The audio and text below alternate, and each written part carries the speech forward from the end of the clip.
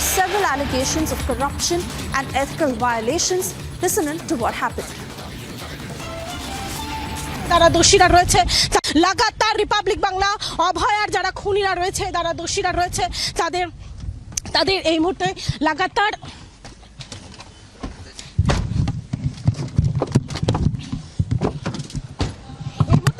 আমরা দেখতে পাচ্ছি সন্দীপ ঘোষ। সন্দীপ বাবু পুলিশে যাবেন?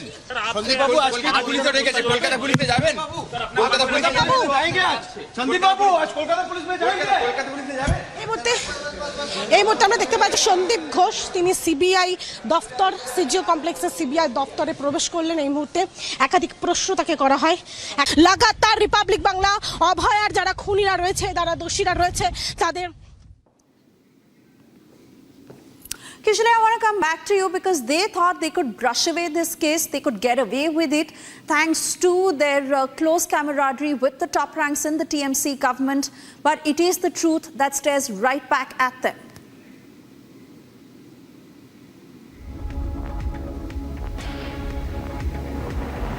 All right, not too sure if Kishore is still connected with us, but remember several allegations that have been leveled against this man who was the chief of the RG Kar College and Hospital, and he is the man who is now having to deal with some serious allegations from corruption to ethical violation to smuggling of medicines and drugs and injections to reusing and recycling injections to also allegations of organ transplant of the deceased where the bodies were given out.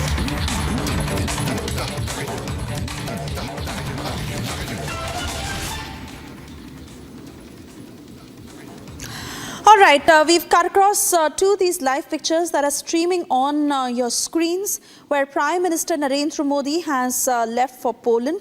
Remember that this is the first visit as Prime Minister is set to reach Poland by about 2 p.m. this afternoon. He has already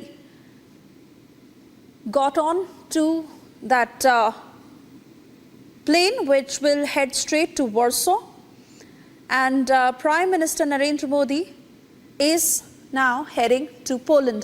Let me cut across to Senior Executive Editor Abhishek Kapoor, who joins us on the phone line. Abhishek, a 3-day visit that has been planned to Poland and Ukraine.